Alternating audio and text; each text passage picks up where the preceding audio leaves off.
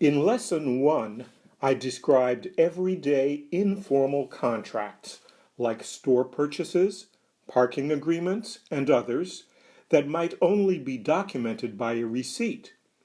If the receipt does not include the terms I said were necessary to form a contract, then how can these agreements be contracts?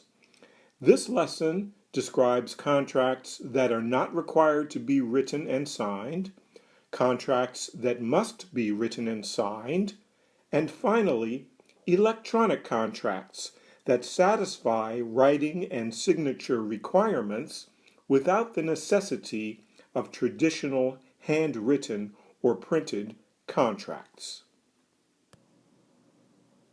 Most oral and unwritten contracts are enforceable. Under most state law, so-called statutes of frauds, a contract must be in writing and signed by the party against whom it is to be enforced only if it fits in one of these 6 categories. First, it's a contract for the sale of an interest in land, or 2, it's a contract that is to be performed later than 1 year from the date of its making, or 3, it is a contract to pay the debt of another person, or 4, it's a contract for the sale of goods for a price of $500 or more, or 5, it's a contract for the sale of non-goods personal property for a price of $5,000 or more. Goods are tangible, movable property, so non-goods personal property might be something like intellectual property. Or 6, it's a contract for a non-possessory security interest in personal property or fixtures. This is like collateral. The most difficult one of these categories to understand is the one that talks about a contract that is to be performed more than 1 year from the date of its making, because courts have interpreted this type of contract to include any contract that could be fully performed more than 1 year from the date of its making. So, for example, if John tells Bill, I will pay you back the money you've lent me when my car is sold. He's saying that's how he'll get the money to pay back Bill. But John doesn't say when he'll get that money, so he might not get the money to repay Bill and pay off his debt until more than 1 year from the time he makes this contract promise.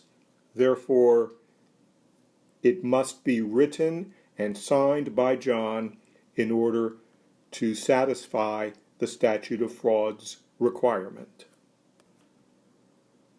Once we know that a contract must be written and signed because it fits in one of the 6 statute of frauds categories, the questions arise, well, what does written mean and what does signed mean? Well, the courts have been very liberal generally in judging what is a writing, and for the most part they say a writing is sufficient if it reasonably identifies the subject matter of the contract, if it identifies the parties to the contract, and if it states with reasonable certainty the essential terms of the contract promises, so that a court will know how to enforce a contract if there's a dispute about it.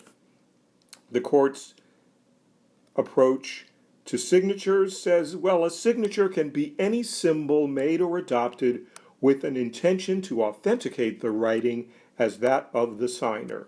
So it could just be a pair of initials, maybe just a first name or a last name. It doesn't have to be formal. Writings have been found to be sufficient by courts if they are on the back of an envelope. Signatures have been found to be sufficient by courts if they're signatures in crayon.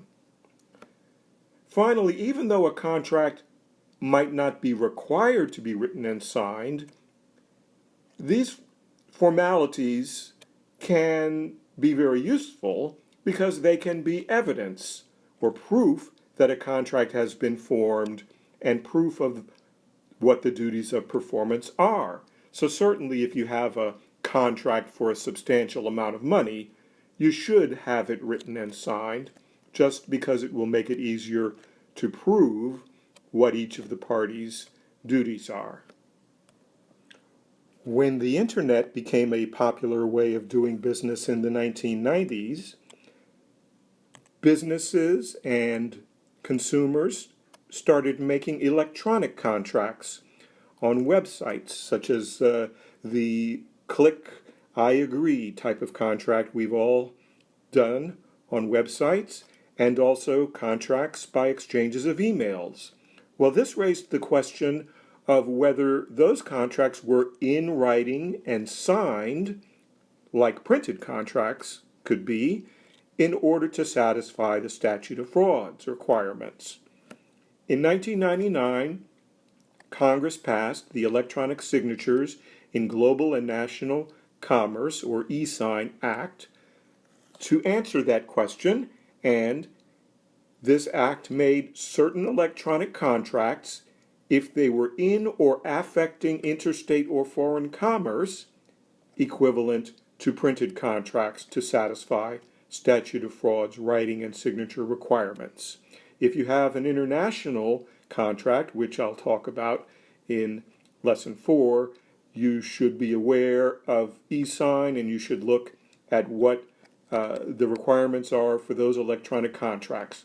But otherwise, e-sign was only intended to be a stopgap until states could pass their own versions of the Uniform Electronic Transactions Act statute or similar laws, which had their own qualifications for electronic contracts that were valid under the statute of frauds requirements. And all states now have passed those types of contracts affecting those types of statutes affecting most contracts, but not all contracts.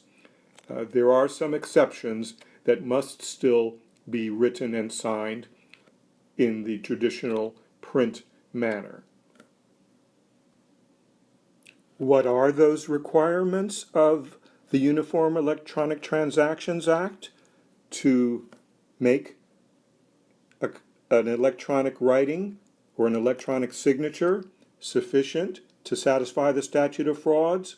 Well, the UITA statutes describe the requirements very broadly. They only require an electronic writing to be an electronic record capable of retention by the recipient at the time of receipt, and they only require an electronic signature to be any sound, symbol, or process attached to or logically associated with a contract or other record and executed or adopted by a person with the intent to sign the record.